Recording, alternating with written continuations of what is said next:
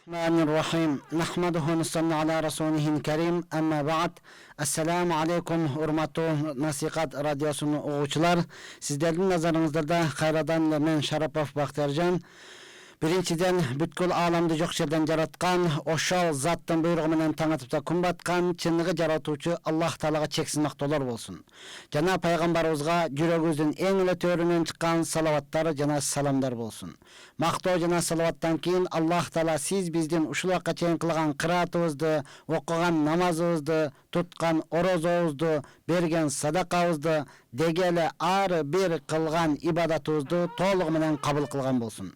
Ошонун негизинде пендечилик кылып, инсандык кылып, билип билбей кылган күнөөлөрүбүздү, чоң кылган жана кичине кылган күнөөлөрүбүздү, ачыктан ачык кылган, ошондой эле жашыроон кылган күнөөлөрдүн бардыгына түп тамыры менен кечирген болсун.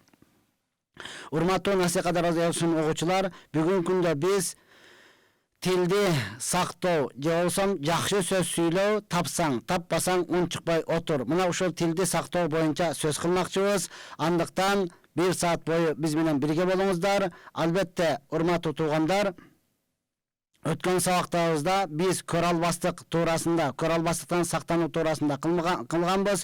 Бүгүн мына ошол тилдин кесепетинен кандай жаман нерсе болуп атат, тилдин жакшылыгынан кандай өнүгүүлөр болуп атат, ушул туурасында сөз кылмакчыбыз. Анткени пайгамбарыбыз саллаллаху алейхи вассалам Абу Хурайра разияллаху анху риваят кылган хадисте пайгамбарыбыз саллаллаху алейхи вассалам айтат: кимде ким Аллах Таалага жана кыямат күнүнө ишене турган болсо, анда ал кошунасыны сыйласын.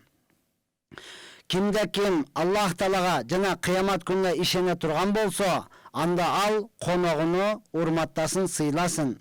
Кимде ким Аллах Таалага жана кыямат күнүнө ишене турган болсо, жакшы сөз сүйлөсүн, же болбосо ун чыкпай олтурсун деген хадисинин негизинде сөз кылмакчыбыз. Чынында эле урматтуу тууган, Аллах Таала айтып атат: кимде ким Аллага иман келтирген болсо, демек биздин 1 саат бойку сөзүбүз Аллага ишенген имандуу муъмин мусулмандарга гана. Албетте, акыйкатты издеймин, акыйкатты тапкым келет, акыйкат болсо мен моюнга алам деген адамдар үчүн дагы биздин эшигибиз ачык. Пайгамбар саллаллаху алейхи вассалам айтат: ким Аллах Таалага жана кыямат күнүнө ишенген болсо, жакшы сөздү сүйлөсүн, же болбосо ун чыкпай олтурсун дейт. Акыйкатта урматтууган, жакшы сөз сүйлөөдө ата бабабыз эзелтен эле дин менен байланышкандыктан, дин менен жашагандыктан, ата бабабыз мурда чынында эле ачыктан ачык Куранда мындай келген, пайгамбар минтип айткан деп айтылган эмес, балким макал лакап менен, учкул сөздөр менен, даанышмандык сөздөр менен бизге жеткирип келген. Чынында эле ата бабабыз айткан, урматтуу тууган, жылуу сүйлөсөң жылан ийнинен чыгат деген. Ошондой эле найзадан жаракаттанган жер айыгат, тилден жаракаттанган жер айыкпайт деп, мына ушундай даанышман, өтө учкул, ушундай мааниси терең сөздөрүбүздү айтып келген. Алхамдулилlah, бүгүнкү күнү ушунчалык мүмкүнчүлүк өтө сонун, жакшы дооруда жашап атабыз. Аятты аяттай, хадисти хадистей, акыйкатты акыйкаттай айтсаң, сизге мүмкүнчүлүк бар, урматтуу тууган. Мына ошондуктан албетте пайгамбарыбыз саллаллаху алейхи вассалам Абу Хурайра разияллаху анху риваят кылган хадисте пайгамбар саллаллаху алейхи вассалам дагы айтат: мин хусни исламил мар'i таркуху ма ла я'нихи. Адам баласынын исламынын, мусулмандыгынын ушунчалык кооз болуусу, өтө чырайлуу үлгү ала турган болуусу, бул адам баласыга пайдасы жок нерсени сүйлөбөстөн таштап коюу. Лаяни эч кандай пайдасы жок, сизге дагы пайдасы жок, укканга дагы пайдасы жок. Ошого окшогон сөздөрдүн бардыгын таштай турган болсоңуз, анан сиздин исламыңыз, анан сиздин мусулмандыгыңыз ушунчалык кооз болот, бардыгы көргөндө суктана турган болот. Демек, урматтуу туугандар, биз ар бирөөбүз сүйлөгөндө, жакшы сөздү сүйлөп, пайдалуу сөздү сүйлөй турган болсок, эгер пайдасы жок болот болсо, унчукпай кое турган болсок, өзүбүзгө дагы пайда болот экен, жашап аткан айлана чөйрө коомубузга дагы пайда болот экен. Ошондон урматтуу менин мусулман бир туугандарым, биз Насихат радиосунда 90 жана 9 жыштыгындабыз. Эгер де бизге кызыктырган сурооңуз болсо, бизде 705 96 94 41 WhatsApp номерибиз иштеп жатат. Ушуга кызыктырган сурооңузду берсеңиз, албетте муну дагы биз көз астында калтырбайбыз, балким толугу менен аны жооп берүүнүн аракетин кылабыз. Абу Бакир Айяш рахматуллах алейхи айтат, 4 падыша ушундай 4 сөздү айтып кеткен, кудум эле алар бир жаадан ок аткан сыяктуу ушунчалык даанышман сөздү айтып кеткен. Ошолордун бирөөсү Кисра падышасы айтат, мен сүйлөбөй койгон нерсеме өкүнбөймүн. Унчукпай да туруп калдым, бул унчукпай өткөргөн убактыма, унчукпай кутулган нерсеме өкүнбөймүн. Балким кайсы нерсени сүйлөп койгон болсом, ошол нерсеге өкүнөмүн деген урматтууган. Сөздүн тереңдигини караң, маанисин. Акыйкатта унчукпай койгон урматтуу тууган, билбейм десем кутулдуң, билем десем тутулдуң дегендей, унчукпай кое турган болсоңуз, көп баледен кутуласыз. Азыр эле ооба, мага бул жердеги адамдар айтып кетет, чынында эле өтө жакшы теманы алыпсыз. Анткени бүгүн ошо сүйлөмүн деп канча адам ошол тилдин кесепетин тартууда. Сүйлөп коюп, канчалаган кыйынчылыкты басууда. Эгер унчукпай койгон болсо, унчукпай койгон адам ар бирөөсү ийгиликке жетүүдө. Ошондой эле Рим империясынын падышасы айткан экен, мен кайсы нерсени сүйлөйлөк болсом, аны кайтарып алууга күчүм жетет, кудуретим жетет. Эгер сүйлөп койгон болсом, аны кайтарып алууга эч кандай кудуретим, күчүм жетпейт. Деген экен, чынында эле бул туурасында биздин ата бабабыз дагы айткан, айтылган сөз атылган ок деди урматтуу тууган. Айтылган сөз атылган ок, аны кайтарып ала албайсыз. Аны кайтарганга күчүңүз жетпейт. Анткени ал айтылып кетти. Сиз чындап айттыңызбы, тамашалап айттыңызбы, билип айттыңызбы, билбей айттыңызбы, ал атылып кетти деген сөз урматтууган. Мына ошондон ар бирөөбүз өзүбүздүн тилибизди сактай биле турган болсок, эгер жакшы сөздөрдү сүйлөсөңүз, машалла, каалаганча сүйлөй бериңиз. Эгер жакшы сөз сүйлөй албай турган болсоңуз, анда унчукпай олтурганыңыз албетте өзүңүздүн дүйнөңүзгө дагы, ахиретиңизге дагы, бул жашооңузга дагы пайдасы тиет. Данышмандардын бирөөсү Раби ибн Хайсам рахматуллах алейхи бул ар дайым таң атканда өзүнүн колуна бир калем жана чоң тетрадыны алып алчу экен, эмнени сүйлөгөн болсо, ошонун ар бирөөсүнү жазып, кечинде өзүгө өзү сурак берүүчү экен. Мынаны караңыз, кандай такыба, кандай үлгү боло турган адам. Эртең менен турду, калем менен тетрады колунда, кимге эмне деп сүйлөп атат, бардыгын өзү жазып отурат. Өзүнүн сүйлөгөнүн өзү жазып отурат. Кечинде келип отуруп, мен эмнени сүйлөп койдум. Ошону не кылат, өзүнө өзү сурак белет. Жакшы сөз сүйлөгөн болсо, албетте Аллага мактоо айтат, жаман сөз сүйлөгөн болсо, кечирим сурайт. Анткени урматтууган, бул дүйнөдө өзүңө өзүң сурак бериштик, бул жеңил нерсе. Ахиреттеги сурак бериштик өтө оор нерсе. Абулей Самарканди рахматуллах алейхи айтат, чынында эле такыба, мурдагы такыба адамдар мына ушундай болгон, алар сүйлөгөн сөзүнө периштелер угуп жаткандыгына, акыр кыяматта же болсо эмне кылат, ар бир сүйлөгөн сөзүнө сурак болоруну билишкен. Ошондуктан бул дүйнөдө алар өздөрүнү сурак кылган, эсеп кысап кылган кечинде.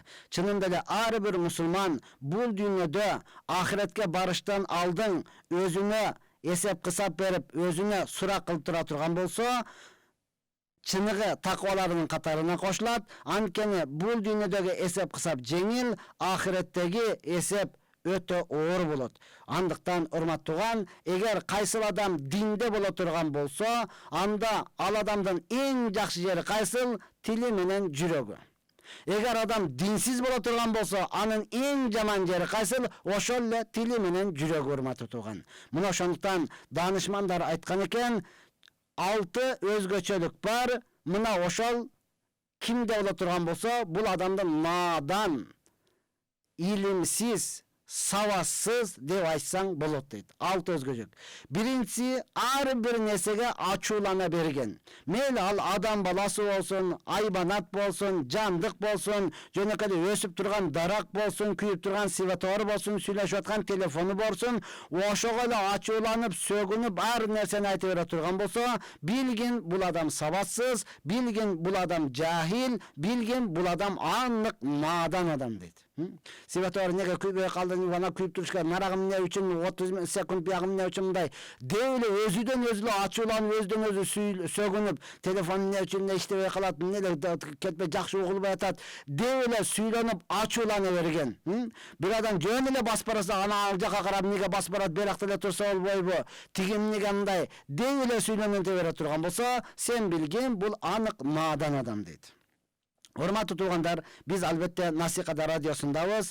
Ар жуманын 3-күнү 7-ден 8-ге чейин өзүбүздүн билген нерсебизди сиздер менен бөлүшөбүз деп чечкенбиз. Андыктан бизде 90 жана 9 жыштыгына кошулсаңыздар болот. Ошондой эле биздин WhatsApp номерибиз иштеп атат 0705 96 94 41. Ушуга кызыктырган сурооңузду берсеңиз, албетте биз жооп беребиз. Данышмандардын айткан сөзү, кайсыл адамда алтын нерсени тапкан болсоң, сыват болгон болсо, анда билгин бул надан. Биринчиси, жөндөн жөн эле ар бир нерсеге ачууланып, сөгүнүп, ар кандай жаман сөздөрдү айткан адам бул надан адам.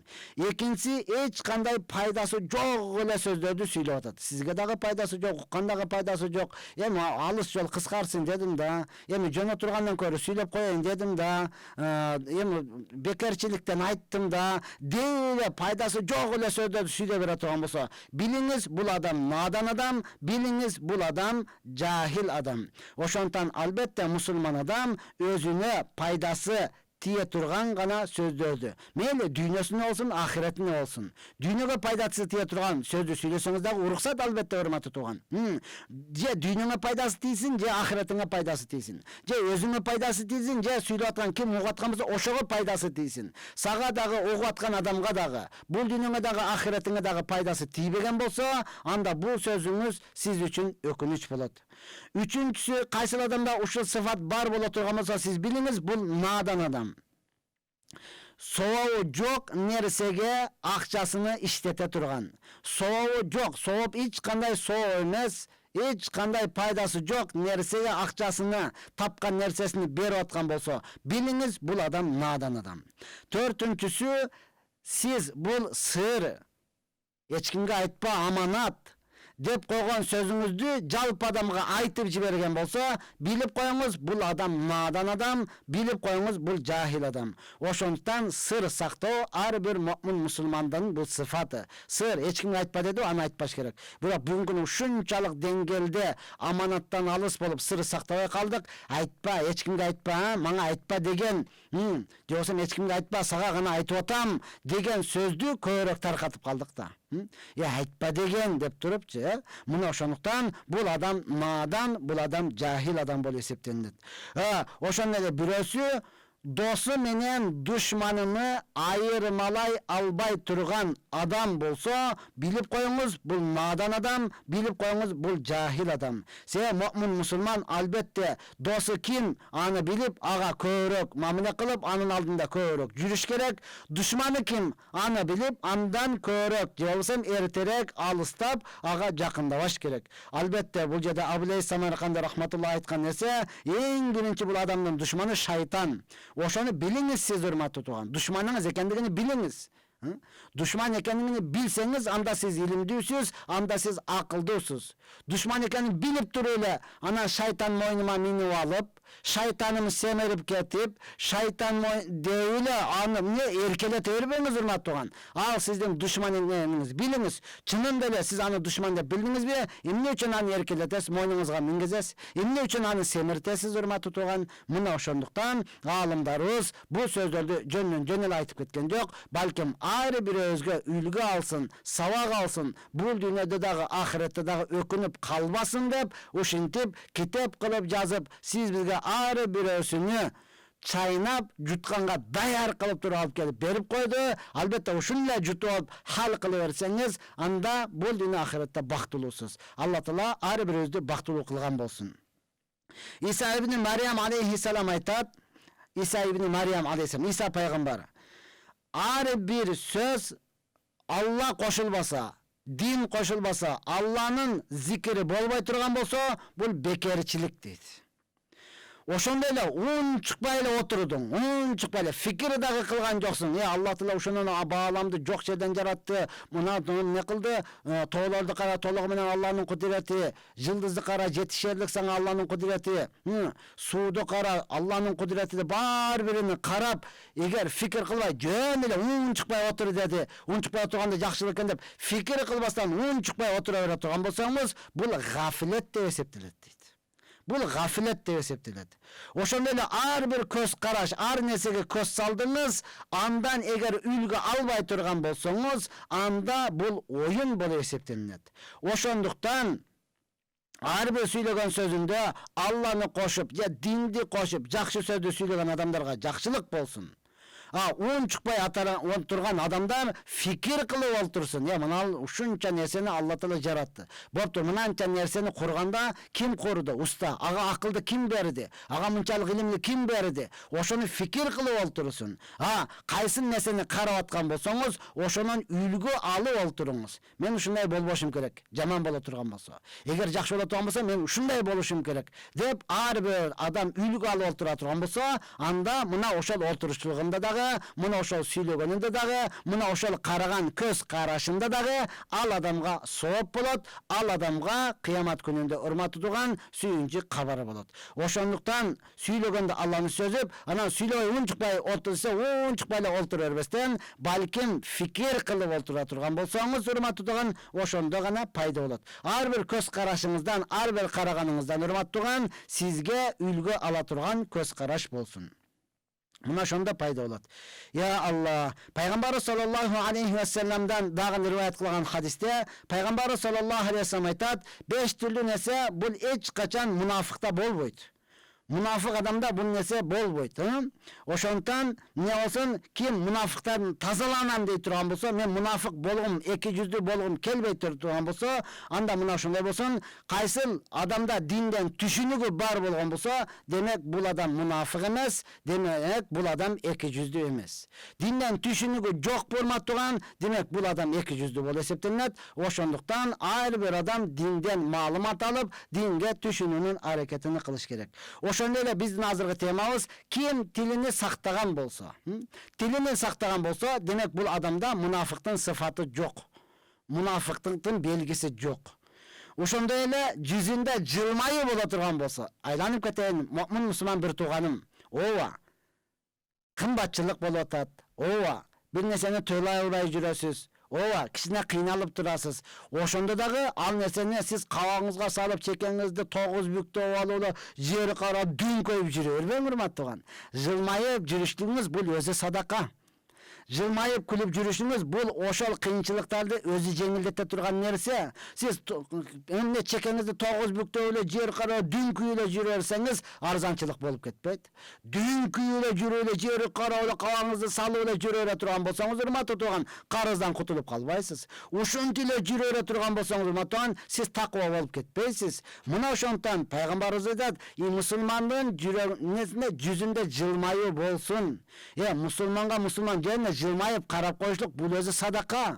Eğer ata-enеңizге jılmayıp karay turgan bolsaňız, kabul bolgan umranın, kabul bolgan ajının soğu.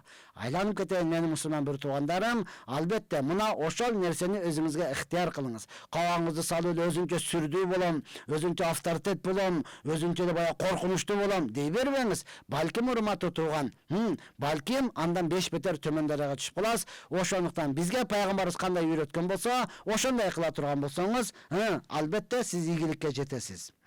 Kimnin jürögünde nur bolsa, oşonda ele kim musulmanlarga merimdүүлүк kıla turgan bolsa, demek bul adamda münafıklıktın belgisi yok, bul adamda münafıkların sıfatı yok dedi. Muna oşondan ar bir öz urmat tuğan jılmayıp jürünü ihtiyar kılaylı, jılmayıp jürünü adat kılaylı. Mümin Müslümanга albatta jılmayıp karаңыз. Ova, emi urmatı tuğan, o жоқ deysizbi, je tiline iyi bola albagan deysizbi, ağır böyle süyle beret, ana kasanında jürsa, şanаңda ola jüret, manan tüyle kara beret, mün tüyle kara beret. Al ne dese oşa desin, bizge Peygamber sallallahu aleyhi ve sellem aytkan, Müslümanga jılmayıp karaşlık, bul özü sadaka degen. Oşonluktan hakikatta akça menen beri albaytасыз. Берейин десеңиз майда жок болуп атат. Берейин дейм го, майдам жок деп бергиңиз келбей турматуан чоңураак акчаны. Анда жылмайып коюңуз, мына ошол сиз үчүн садака. Макулума туган биздин негизги максатыбыз тилди сактоо, ошондуктан алыска кетпейбиз. Урматтуу мусулман бир туугандарым, биз Насихат радиосунда 90 жана 9 жыштыгында түз эфирдебиз. Эгер да сизге кызыктырган сурооңуз боло турган болсо, биздин 705 96 94 41 WhatsApp номерибиз иштеп атат. Кызыктырган номериңиз болсо ушуга бериңиз. Албетте бул запись болот дагы. Андан кийин эгер биздин ушул сабагыбызды сиз Marwa TV YouTube каналыбыздан көрө аласыз. Ошондой эле Nark Media каналыбыздан көрө аласыз. Ya Allah, sözünüzді улантабыз. Пайгамбарыбыз саллаллаху алейхи ва саллям дуа кылып айтып атат. Пайгамбарыбыз дуа берип атат, урматтуу туган. Бардыгыбыз илимдүүлөрдү көрсөк, устаздарды көрсөк, аалымдарды көрсөк, дегел аксакал улууларды көрсөк, мага дуа кылып коюңуз, мага дуа бериңиз дейбиз, Пайгамбарыбыз саллаллаху алейхи ва саллям сизге дуа берип атат. Пайгамбарыбыз ар бирөөбүзгө дуа берип атат. Не дейт? Tuba liman malaka lisanahu. Kim özünün tiline bola turgan bolsa, muna oşol adamga jakşılık bolsun dedi. Ya Allah. Muna Peygamberin duası bu kabul bolgan dua. Hakikaten şek yok dua urmatın. Peygamberimiz dua verip ketti. Ne deyip? Kimde kim tiline bola algan bolsa, tilini saktayala turgan bolsa, muna oşol adam üçün jakşılık bolsun. Janadağı kimde kim özünün ketirgen katası üçün, ketirgen kemçiligi üçün iylay turgan bolsa, anda bul adamga dagı jakşılık bolsun deydi. Oşonduktan urmаттуу tuğandar, albatta tilingizge bolsoңуз, anan ketirgen kemçiliğinizdi moynunuzga alıp iylay turgan bolsoңуз, anda siz Peygamber sallallahu aleyhi ve sellem'den duasını aldınız. Ova, Peygamber sallallahu aleyhi ve sellem aytat, ar bir insan kata ketirүүчү. Biroq kata ketirүүчүлөрдүн эң жакшысы tövbe кылуучулар деген. Tiliniz менен канча жаракат кетирдиңиz, tiliniz менен канча сүйлөдүңүз, ова мойнуңузга алыңыз. Ошол жоопкерчиликти мойнуңузга алыңыз ошону. Бул дагы эркекчилик, бул дагы мартчылык урматтууган, бул дагы адам баласынын таквачылыгы.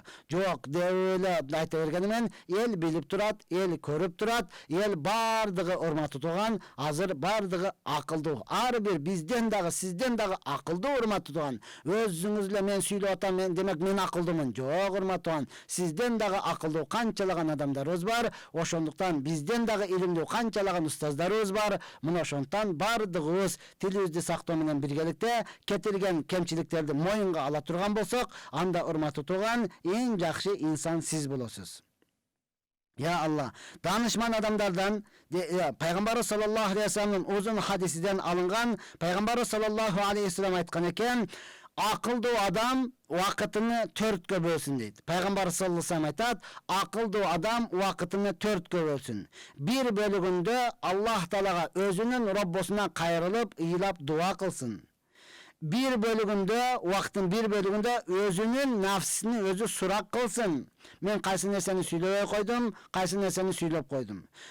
Ошол төрткө бөлгөн бир убакытыны урматтууган илимдүү аалым устаздардын алдына барып, өзүнүн бул дүйнө ахиретине пайдасы тие турган насааттарды алсын. Ал эми бир бөлүгүнү ова өзүнүн нафсини, үй бүлөсүнү карасын, акылдуу адам мына ошентип убакытын төрткө бөлсүн дейт. Урматтуу туугандар, убакытыбызды төрткө бөлө турган болсок, албетте Пайгамбар саллаллаху алейхи ва салламдын сүннөтүгө layık dal kelет. Birinci vakitiniz Allah Teala'ga kayrılıp, Allah Teala'dan dua kılıp, Allah Teala'dan surap, Allah Teala'dan keçirim surap, үйрөнүңүз. Bir vakitte oşağa bölünüz. Bir vakitin özünüzge özünüz surak beriniz. Bir gün men keçke emne iş kıldım. Çında ele sowap iş kıldыңızbı же күнөө кылдыңызбы? Анткени пайгамбарыбыз айткан, муъмин мусулмандын биринчи күнү менен экинчи күнү окшош болуп кала турган болсо, бул банкротко учурады деген. Halak boldu деген урматтуу туган, мына ошондуктан ар бирибиз алдыга жылуунун аракетин кылышыбыз керек. Ооба, үчүнчүдөн өзүңдөн өзүң эле жылып кете албайсың, андыктан өзүңдөн илимдүүрөөк, алымдар устаздардын алдыга барып, диниңизди үйрөнсөңүз болот. Ооба, дүйнөңүздү дагы үйрөнсөңүз болот. Ошол учурда жакшы насихаттарды алсаңыз болот. Төртүнчүсү, ошентип эле жүрүп албастан, биздин динибиз караңчы, кандай гана сонун өзүңдү, нафсиң, өзүңдү рахат алуу менен, үй бүлөң менен не кылган болгон ошолорго дагы рахат жеткиргин дейт. Я Алла. Кээ бир данышмандар айткан экен, ун чыкпай коюуда 7000 пайда бар дейт. Ун чыкпай коюуда 7000 пайда бар. Ошол 7000 пайда 7 нерсеге топтолгон. 7 сөзгө топтолгон. Ар бир сөздө 1000ден пайдасы бар дейт. Ар бир сөздө 1000ден пайдасы бар. Биринчиси анна сумта ибадату мин гайри айнаин. Албетте ун чыкпай коюшлук бул өзү ибадат болот, эч кандай чарчабастан. Алла, кандай сон не? Муъмин ибадат болуп атат, ун чыкпай отурушлугуң бул өзү ибадат, бирок чарчабастан. Ар бир ибадатты кылганда чарчайсың, суусайсың. Орозо кармайсың, суусайсың, денеңди алсырайсың, урматтууган. Куран окусаң, тилиң ооруйт, башың ооруйт, чарчайсың. А бирок ун чыкпай, жана биз айткандай, ун чыкпай эле дудуктай же сакоодой болуп жүрбөстөн, албетте фикир менен ун чыкпай отурушлугуңуз бул чарчабастан кылган ибадат. Мына ошол ибадатыңызда 1000 пайда бар, урматтууган. Экинчиси ун чыкпай отурушлугуңуз бул алтын, күмүш, кавхар, лүлү, маржан эч нерсе такпастан, тагынбастан туруп, чырайлуу болушлук, эч кандай нерсени тагынбастан туруп, кооздолушлук, жасануу болуп эсептелет. Жасануу алайын, тойго барганда артист көнүктөрүн кийип алайын дейсиз, ар нерсени саатты ал колуңузга тагып көрөсүз, берги колуңузга тагып көрөсүз, шакектерди тагып көрөсүз, билериктерди тагып көрөсүз, аял киши болсоңуз, эркек болсоңуз дагы нары бир жагына карайсыз, урматтууган. Мына ошол ун чыкпай отурушлугуңуз эч нерсе тагынбастан, жасануу, кооз болуу, чырайлуу болот деп айтат. Мына ошонун өзүндө 1000 пайда бар, урматтууган. Үчүнчүсү, ун чыкпай албетте фикир менен отурушлугуңуз бул эч кандай мансапсыз, эч кандай атак даңсыз, эч кандай байлыксыз сүр болуп эсептелинет. Чорный дагы эмессиң, красный дагы эмессиң, бай дагы эмессиң, ошол эле учурда албетте бир жерде бий дагы эмессиң, эч кандай мансабың жок, эч кандай креслоң жок. Отура турган жөнөкөй эле фикир менен ун чыкпай отурсоңуз, мына ушунчалык президентке берилбеген, деп эле министр, депутатка берилбеген сүр сизге берилет.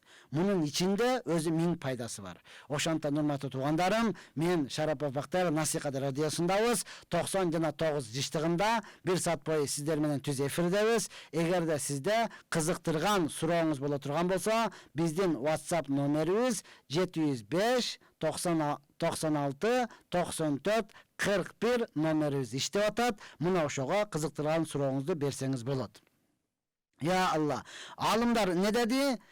Ун чыкпай коюуда 7000 пайда бар. 7000 пайда 7 сөзгө камтылган. Ар бир сөздө 1000ден пайда бар. Үчөөсүн айттык.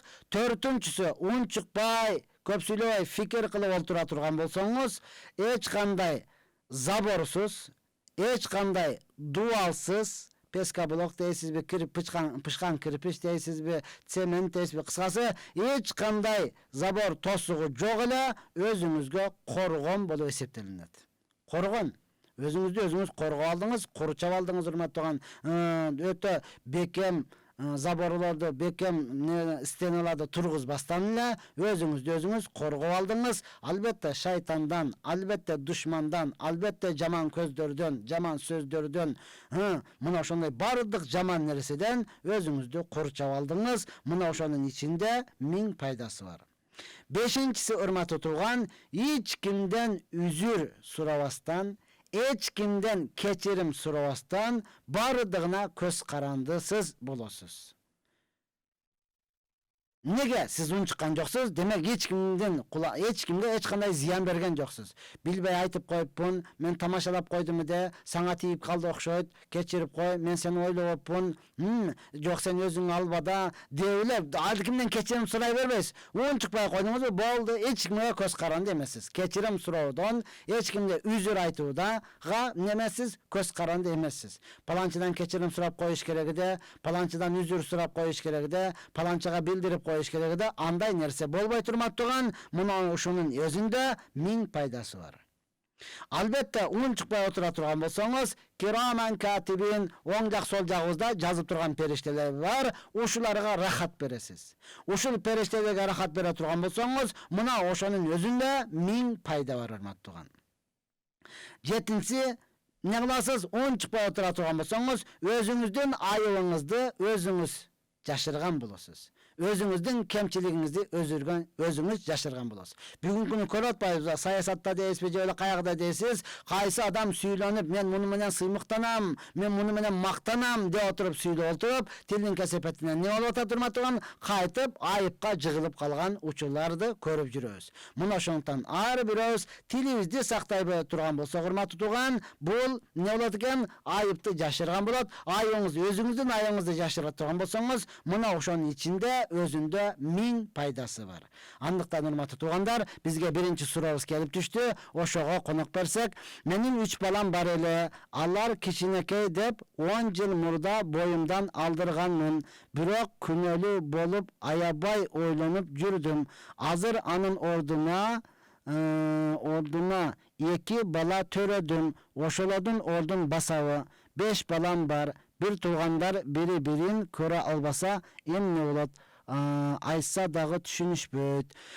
Биринчи сурооңуз, урматтуу тууган, албетте тооба кылыңыз. Боюндан алдырганыңыз, тооба кылыңыз. Жок, анын ордуну эч ким баса албайт. Андан кийин онду төлөсөңүз дагы ал кетти, урматтуу тууган. Ооба, балким жакшы ниет. Булар андан дагы жакшыраак болуп калышы мүмкүн. Бирок алдырганымдын ордуга мен төрөп бердим го дей албайсыз. Балким толук тооба кыласыз. Я Аллахым, мени кечиргин деп толук тооба кыласыз. Алла кечирүүчү зат, Алла берүүчү зат. Эми урматтуу кийинки бир туугандар бири-биrini көрө албаса не кылыш керек? Албетте көбүрөөк бири-бирине белек бериш керек. Көбүрөөк бири-бирине белек бериш керек. Ооба, негизи көрө албайса кантип белек берет деп так ойлойсуз да, урматтуу тууган. Ошол эле учурда, эгер бир туугандар бири-бирине көрө албайтканда сиз билип атасызбы, мананы тиги берип берди, бир тууганың берип берди деп жаныңыздан белек апарып берип, мананы бул бир тууганың берип берди деп экинчисиге берип, аларды бири-бирине жакын кылуунун аракетин кыла турган болсоңуз, албетте бул чоң сооп болот. Биз көрө албастык туурасында өткөндө айтканбыз, урматтуу тууган, эмне үчүн көрө албастык кыласың? Өзү бир тууганың боло турган болсо, ооба, шайтан бар, душман бар. Аны тилиңизге чыгарбаңыз, урматтуу тууган. Ал туурасында ичиңизге эшек өлүп барса дагы, жакшы сөзүңүздү, кут болсун, сага буйрсун, бул эч нерсе эмес, дагы ал деп жакшы сөзүңүздү айтып бере турган болсоңуз, албетте көрө албастык кетет, урматтуу тууган. Эгерде тиги мындай алган турбайбы, мен кыйналып атсам бул үй салып алган турбайбы, мен кыйналып атсам тиги тойго барып келген турбайбы дей бере турган болсоңуз, андан беш бетер кыйналып кете бересиз. Ошондуктан түшүнүшпөй турган болсо, бири-бириге белектерди бере турган болсоңуз, албетте пайгамбарыбыз айткан, белек хадия кылгыла, белек бергиле, бири-бириңерди жакшы көрөсүңөр деген. Мына ошондуктан сөзсүз арзыбаган болсо дагы бизде жакшы сөзүбүз бар го. Мына аз болсо дагы көптөй көрүңүз деп беребиз го. Мына ошентип бере турган болсо, урматтуу тууган, албетте ортодогу көрө албастык кетерине ишенебиз. Ассаламу алейкум, таксыр. Мен кээде ичип алам, кээде мечитке барам, даватка чыгып турам. Ушул күнөө болобу? Сөзсүз күнөө болот. Ичкен күнүңүз, урматтуу тууган, 40 күнгө чейин узарат. Пайгамбарыбыз айткан, бир арам ичкен болсо, бир арам тамак жуткан болсо, дегеле бир жутум арак тамак жеген болсо, ичкен болсо, 40 күн дуасы кабыл болбойт деген. Ошондон, урматтуу бир тууганым, биз сизди өтө жакшы көрөбүз. Сиз чөйрөңүздү өзгөртүңүз. Иче тургандан түк алыс болуңуз, аларга жакындабаңыз. Макулбу? Мен ичпейм деп. Ошол иче тургандар келгенде, мен мечиттемин, мечитке келгиле десеңиз, алар анда бош убакытта келебиз деп келбей коюшат, урматтуу. Үйдө мен макул бара калам дей турган болсоңуз, алар ар намысыңызга тие берет. Ичип эле жүрүп эдиң беле, эмне болуп бара атасың, сен деле молдо болдуңбу деп намысыңызга тие берет. Мына ошондуктан, урматтуу, чөйрөдөн алыс болуп, мечиттегилер менен бирге боло турган болсоңуз, мына ошол намазда бекем болосуз. Албетте, пайгамбарлардын иманы Periştelerin imanı bir ile dengelde. Kötörülbeyt dağı, düşbeyt dağı. Peygamberlerin imanı günden günge kötörülüp durgan. Biz menen sizdin imanınız bizdiki. Eğer namaz okup meçitten çıkmasanız kötörülöt. Barıp oşol paydası yok dostlarga erçi ola toğmusanız kayranan düşüp kedet. İman düşüp kedigen uçurda içip alasız, çegip alasız, jaman işlerge barıp kalasız. Oşonduktan çöyröңüzdü özgörtüңüz. Мындай күнөөлөрдөн Аллах Таала бардыгыбызды сактаган болсун. Албетте урматтуу туган, биздин суроолор келе баштады. Эгерде сизди дагы кызыктырган суроо боло турган болсо, биздин WhatsApp номери 705 96 94 41 номерине жазсаңыз болот. Биз албетте жооп беребиз, урматтуу туган. Ya Allah. Эми тил боюнча кебир данышман адамдарыбыз дагы айтат, адам баласы 3 денеден турат. Адам баласы 3 денеден турат. Биринчи денеси бул жүрөк өзүнчө bir дене болуп эсептелинет. Тил экинчи дене болуп эсептелинет. Үчүнчү дене калган мүчөлөр. Адам баласы данышмандар не дейт? 3 бөлүктөн турат. Денеси 3 бөлүктөн. Жүрөк өзүнчө 1 бөлүк, тил өзүнчө 1 бөлүк, калган мүчөлөр өзүнчө 1 бөлүк. Hakikatta Allah Taala жүрөккө өзүнү таанытуу менен, өзүнүн бирдигини, өзүнүн жалгыздыгыны жүрөккө салуу менен жүрөктү урматтап сыйлады. Ал эми тилди келмени айтуу менен, шахадат келмесини, ашхаду ан ла илаха иллаллах ва ашхаду анна Мухаммад абдуху расулуллах. Ушул шахадат келмесин, ла илаха иллаллах Мухаммад расулуллах келмени айтуу менен Алла Таала тилди урматтады, тилге икрам кылды. Алами денеге намаз окушту менен, ораза кармашлык менен жана башка Алла Тааланын өкүмдөрүн моюн сунуу менен не кылды? Калган мүчөлөрдү Алла Таала урматтап сыйлады. Жана ар бирөөсүнө Аллах Таала тапшырма берди.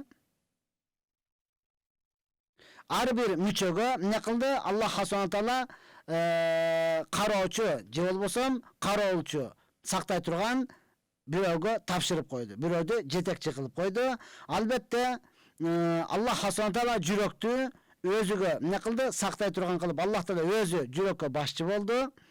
Жүрөктө эмне бар экендигин Алладан башка эч ким билбейт ошон үчүнчү. Ошон үчүн жүрөктө бир адам унчукпай отуруп эле жылмайды. Неге жылмаясың десе, анан айтпай койду, эмне мен сага күлөйм, эмне күлөсүң десеңиз не деди? Айтпады. Жүрөктө эмне бар экенин айтпады. Неге анан илайсың, илайын дейсиңби? Илайым сага деди, айткысы келбеди. Аны дагы эмне кылат? Аллах Субхана Таала билип турат. Жүрөктө эмне бар? Ар бир инсандын жүрөгүнү Аллах Таала билип турат. Муну Аллах Субхана Таала өзү башчы. Ал эми Аллах Таала тилге периштелерди коюп койгон. Тилге периштелерди коюп койгон. Ар бир чыкканны Аллах Таала Кур'ан-ы Каримде Каф сүрөсүнүн 18-нчи айтат: "Ма ялфизу мин кавлин илля ладайхи ракибун атид." Кандай бир сөз сүйлөй турган болсоң, алдыңда көзөмөлчү бар, жазып туруучу бар. Тилге периштени коюп койду. Калган мүчөлөр боло турган болсо, эмнени? Амыр оннахи жакшылыкка чакырышлык, жамандыктан кайтарууну калган мүчөлөргө башчы кылып койду, урматтуу туган. Ya Allah, мына ошондуктан албетте жүрөктө Алланын жалгыздыгы, Алланын бирдиги болуш керек. Тилиңизде келиме, Алланы зикир кылыштык көбүрөөк болуш керек. Ал эми калган мүчөлөрүңүз намаз окуп, ораза кармап, садака берип, жакшы иштерге көбүрөөк алек болуш керек. Качан мына ошондой кыла турган болсоңуз, андан кийин иншалла сиз ийгиликке жетишесиз. Ассаламу алейкум, кандайсыз, жакшы? Нике кыйганда күбөгө аялга бирөө, эркекке бирөө болобу же кандай? Жок, нике кыйган учурда урматтууган эки эркек болуш керек. Жок, эки эркек таппай калдык, бир эле эркек бар деп турган болсо, анда эки аял болуш керек. Мына ошондо гана күбөлөр толук болуп эсептелинет дагы, анан никенин шарттары толук болот. Нике болуш үчүн албетте биринчи шарты мусулман болуш керек. Экинчи шарты мына ошол күбө эки эркек же болбосо бир эркек эки аял болуш керек. Үчүнчүсү ижаб кабыл деп коет. Эркек аял нафсимди тапшырдым деп өткөн чак менен айтса, эркек кабыл кылдым деш керек. Күбөлөр ушуну уга турган болсо, анан нике байланат. Мына ошон менен булардын адал ак никеси жашоосу башталат. Мына ошон менен бул адамдар өзүнүн турмушуну улантып кете алат. Эгерде бул шарттары толук болбой турган болсо, анда нике дагы толук болбой калат. Ошондуктан урматы менен мусулман бир туугандарым, мүмкүн болушунча никени жашырын эмес, ачыкка чыгарып кыйдырыңыз. Экинчиден мүмкүн болушунча көчөдөгү эле бирөөнү таап келип нике кыйып коюп эч ким билбесин деп эмес, балким имамды, мечиттин имамыны, официальный имамыны алып келип туруп, ошого нике кыйдыра турган болсоңуз, келечекте жашооңуз дагы жеңилирээк болот. Анткени бүгүнкү күндө чынында эле мен имам катарында айтам, канчалаган аялдары дагы келет, эркектери дагы келет. Не кылдым, жакында эле мынанча акча кетирип үйлөндүм эле, аялым мага айтпай Москвага кетип калыптыр. Үйлөнгөнүн ким билет? Эч ким билбейт да, урматтуу тууган. Ошондой кетип калат, ал акчаңды алыш үчүн. Ошондой эле канча аялдар келет, өткөндө нике кыйдырдым эле, көрсө мунун өзүнүн дагы үй бүлөсү бар экен, мени тааныбайм деп койду, мага кайра жообумду берип койду. Ошондой болбош үчүн, урматтуу мусулман бир туугандарым, нике бул ачык айкын кыйыла турган. Ошондой эле эч кандай акчаңыздан кызганбаң. Анан молдан алып келсек, ага канча акча кетет, айланып кетейин, сиздин өмүрлүк жашооңузду чечип берип атат. Арам нерсени адал кылып берип атат сизге. Келечекте ыйлабайын, жакшы баш көтөрүп жашайын дей турган болсоңуз, мына ошондой никеңизди ачык айкын кылып алыңыз. Ассаламу алейкум. Багымдап намазга күндө уктап калып жатабыз, күнөөкөр болуп жатабыз, кээде 3 күн катары уктап калабыз. Айланып кетейин. Ава арабтарда сөз бар, нам бакиран вакум бакиран. Эртерээк жатыңыз, эртерээк туруңуз. Азыр кыштын күнүндө ушундай уктап калып жаткан болсоңуз, эртең жаздын күнүндө кандай кыласыз? Анда өмүр бою турбай калат экен, жаз чыкканга чейин турбай каласыз да, урматтуу тууган. Ооба, турбай калышлыгыңыз бул, мен айтат элем, бул чарчагандыктан эмес. Балким бул күнөөнүн көптүгүдөн. Ошондой эле гафилетте болгондуктан. Эртең менен саат 6:30 самолетуңуз бар, учасыз десе уктап калышыңыз мүмкүнбү? Неге ушунчалык деңгээлде көзүңүздү ачып кайра турасыз? Неге ушар болосуз, ага сак болосуз да? Намаздын убактыга ушундай кыла албайбызбы? Ошондон Аллах Таала өзү кечирсин, Алла өзү жеңилдик берсин. Эртерээк жатуунун аракетин кылыңыз биринчиден, экинчиден истигфар. Аллах Тааладан көбүрөөк кечирим сураңыз, көбүрөөк тооба кылыңыз. Иншалла, ова, ла хаула ла куввата илля билла. Алла кимге күч кубат бере турган болсо, ал сөзсүз бул нерсени кыла алат, сөзсүз окуй алат. Аллах Таала өзү жардам берген болсун. Аракет кылыңыз. Ооба, албетте күнөөкөр болосуз. Ассаламу алейкум. Максатка кантип жетсе болот? Кайсы нерсени максат кылдыңыз, урматтуу тууган? Ошонун жолдоруну кылсаңыз, ошонун кайсы нерсени максат кылган болсоңуз, ошонун аракетини, ошол эле учурда ошол нерсеге жетүүнүн өзүнүн аспаптарын колдонушуңуз бул зарыл нерсе. Эми Алланы ыраазы кылыш максатыңыз боло турган болсо, анда илим алышыңыз керек сөзсүз. Анда күнөөдөн алыс болушуңуз керек. Анда көбүрөөк сабак алышыңыз керек, анда насаат баяндарды көбүрөөк угушуңуз керек, жана уккан нерсеңизди өзүңүз айтып, башкаларга жеткирип, өзүңүз амал кылышыңыз керек. Ошондой эле, мисалы бир үй алыш максат боло турган болсо, анда иштешиңиз керек, анда акчаңызды топтошуңуз керек, анда азыраак жешиңиз керек, азыраак эмне кылып кийинишиңиз керек, урматтуу тууган, азыраак чыгаша кылышыңыз керек, көбүрөөк топтоштун аракетин кылсаңыз, анан максатка жетесиз. Ар бир нерсенин максаты бар, урматтуу тууган. Кайсы нерсени максат кылдыңыз, ага жетүүнүн дагы өзүнүн жолдору бар. Ошол жолуну издей турган болсоңуз, андан кийин эгер үйүм ысык болсун, максатыңыз үйүңүздү ысытуу боло турган болсо, анда биринчи меш жасатуу керек, анан келип куруш керек, анан көмүр алып келиш керек, анан отун алып келиш керек, анан аны күкүрттү алып келип, ширенкени алып келип туруп, жагышыңыз керек. Ошол эле учурда жагып эле эшик терезеңиз ачык боло турган болсо, үйүңүз ысыбайт. Ошол эшигини, ошол терезесини коюшуңуз бул шарт болот, урматтуу тууган. Кайсы эле нерсени максат кылган болсоңуз, ошонун жолдорун толук кыласыз, максатка жетүү оңой болот. Максат кылдым деп эле жолуну кылбай турган болсоңуз, себебини кылбай турган болсоңуз, анда жетпейсиз, урматтуу тууган. Менин күйөөм Москвада, ортобузда бир балабыз бар. Кудайга шүгүр, күйөөм көптөн бери өзгөрүп кетти. Менин сага көңүлүм жок. Негедир жаман көрөм. Сени жазба, чалба деп атат. Ошого мен деле эмне кылышымды билбей калдым. Такыр сурабайт, акча салбайт. Мен сиздин кеңешиңизди билгим келип атат.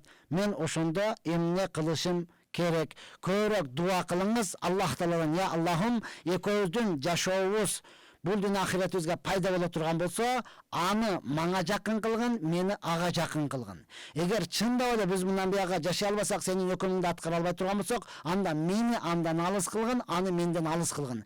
Бири-бирибизге зулум кылбайлы.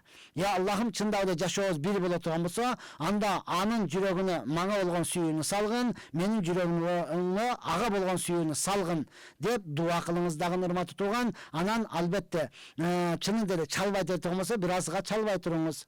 Кээде SMS жазып коюңуз. Мен баары сизди жакшы көрөм, мен сизди сүйөм, сиз мени кечирип коюңуз. Мен буга чейин билбептирмин, эми түшүндүм деп албетте күнөөнү өзүңүзгө ала бере турган болсоңуз, анан алдагы инсан, урматтуу тууган, ал деле жибит. Бизде мына ушундай да акыркы чегиге чейин кыйнап, акырда көңүлү калып болду, бүттү дегенден кийин анан кечирим сурай баштайбыз. Болду, бүттү, тойгоздуң дегенден кийин анан ойгонобуз да. Биз ага чейин ойлой беребиз, эркек дагы аял деле бул ушинтип эле кала берет, же болбосо мен ушинтип эле жүрө берем деп. Жок, урматтуу тууган, ооба мен түшүнөм, аял заты, урматтуу тууган, көз жашыңыз мурдуңуздун учунда эле да. Бир нерсе болсо эле сиз ыйлап кутуласыз. Эркек көз жашы менен ыйлабайт, эркек жүрөк менен ыйлайт. Акырын сактап жүрө берет. Бир күн келип жарылганда, андан кийин эмне кылып каласыз? Аттың деп арман кылып каласыз. Ошондуктан ал азырынча сизди жазбай турган деген болсо, ооба жазбай туруңуз. Чалбай турган болсо, чалбай туруңуз. Эми урматтуу тууган, кичине акча салбаса, буга чейин кантип жашап келдиңиз? Эптеп ошонун негизинде жашап, көбүрөөк дуа кылыңыз. Аллахтан сураңыз. Я Аллахым, мен ушундай ката кетирген болсом, эмне кылдым? Мени кечиргин, жана күйөөмдү да кечиришинин жүрөгүнө салгын деп дуа кылыңыз. Иншалла дуаларыңыз кабыл боло турган болсо, ал күйөөңүз кантип акча салганын өзү деле билбей калат. Керек болсо, сизди сагынгандыктан, эмне кылат? Жакшы көргөндүктөн элтерээк Москвадан алдыңызга, жаныңызга келип калат. Ассаламу алейкум устаз, Батырда жашайбыз. Даараткана менен ванна бир гусул алганда дуасын айтсак боло береби? Дааратканада сүйлөшө берсек, сүйлөбөш керек дейт го дейт. Ооба, урматтуу, сырттан киргенде дуасын окуп кириңиз. Сырттан киргенде я Аллахума инни аудука минал хубси вал хабаис, ошол дуасын окуп кириңиз дагы. Анан даараткана бул сүйлөшө турган жер эмес, даараткана бул проблеманы чече турган жер эмес, урматтуу. Ал хажат, муктаждыкты бүтүрө турган нерсе. Кирдиңиз канчалык тез бүтө турган болсо, ошончолук тезирээк чыгасыз. Анан калган жерде сөзүңүздү уланта бересиз, урматтуу. Жана кинодагыдай шашпай сүйлөшпөйлүбү десе, мен шашпайлам, неге сен шашып атасыңбы деп ичиде отуруп шашпай олтура бербестен, жок, эртерээк чыгыңыз. Ал жакшы жер эмес, ал жаман жер, урматтуу. Ошондуктан албетте биздин устаздарыбыз айтат эле, сен канчалык дасторкондун үстүндө көп отурсаң, дааратканадагы ошончолук көп отурасың дейт эле да. Дааратканада азыраак отуруш үчүн, ал үчүн дасторкондо азыраак отуруш керек, көп убакытты анын ичинде сарптабаш керек, өткөрбөш керек.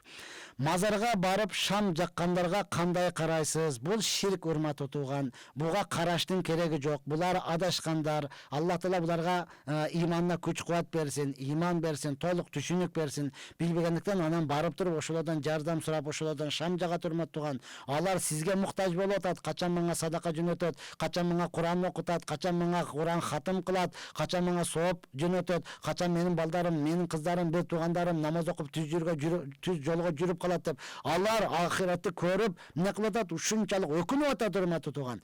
Биз болсо барып алып, ал жерлерде шам жагып, алардан жардам сурап, ал жерде кулап, ар нерсени кылганыңыз бул күнөө болуп эсептелинет, урматтуу тууган. Балким ошолор жардам берет болсо, бул ширк болуп эсептелинет. Аллах Таала мындай күнөөлөрдү кечирбейт. Ошондуктан ар бирөөбүз ал нерседен алыс болойлу. Түшүнбөгөн досторубуз, туугандарыбыз боло турган болсо, аларга барып айтайлы, жеткирели. Кой жаман көрүнөт дебеңиз, урматтуу тууган. Жаман көргөн менен азыр түшүнбөй жатат. Түшүнүп кала турган болсо, ал сизден дагы, бизден дагы илимдүү, бизден дагы такыба болуштугу толук ыктымал. Ошондуктан көбүрөөк дуа кылып туруп, аларды чакыруунун аракетин кылышыбыз керек. Саламатсызбы? Мен көп кыжаалат болуп, көңүлүм бат түшө берет. Өткөндө бир молдого бардым. Мени карап эле дуа бар экен деди. Ал туурабы же башка болуп эсептеленеби?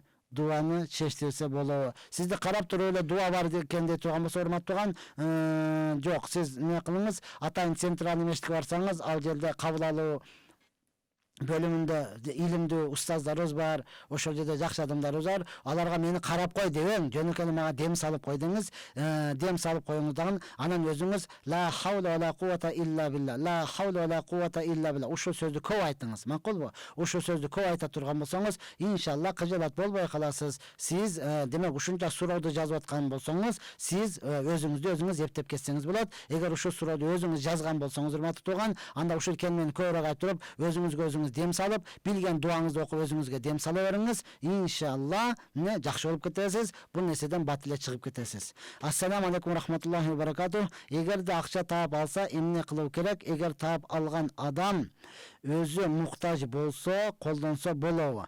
Ооба, акча таап ала турган болсоңуз, жарыя кыласыз. Мен акча таап алдым, кимдики? Канча экендигин айтпайсыз, макулбу?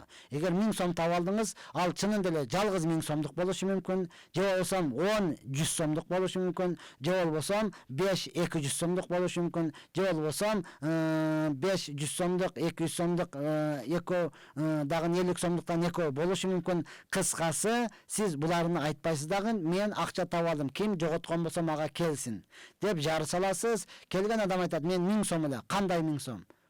Жалгызбы, же болбосо 100 сомдуктанбы деп айтасыз. Айтканы туура келсе, сеники экен деп бересиз. Туура келбесе, жок кечирип кой, сеники эмес дейсиз. Мен 1000 сом жок, макул деп эле берип койбойсуз анычы. Ошентип бир канча убакыт жарыя кыласыз. Эгер эч ким келбей турган болсо, өзүңүз муктаж болсоңуз иштетип кое бересиз. Иштетип коюп, ал жок болуп кеткенден кийин бир адам келди, мен 1000 сом жоготтум эле, сиз таап алган экенсиз. Ооба, кандай эди? Сиз таап алган 100 сомдуктан 10 деди. Ал айтты, баардыгы 100 сомдук болчу. Сеникиге макул деп кайрадан төлөп бересиз. Мындай болчу, тигиндей болчу. Анда сиздики эмес экен, ал эмес экен деп коесуз. Ал кете берет, урматтуу тууган. Менин балам колуктусу менен таарынышып кеткен. Кайын энеси каргап СМС жазат. Ошол каргыштан кантип коргонуу керек? Сиздин оюңуз боюнча каргыш тиеби? Эгерде балаңыз келиниңизге зулумдук кылган болсо, кылбаган нерсесини сен кылдың деп айыптаган болсо, анда албетте каргыш тиет, андан кечирим сурайсыз.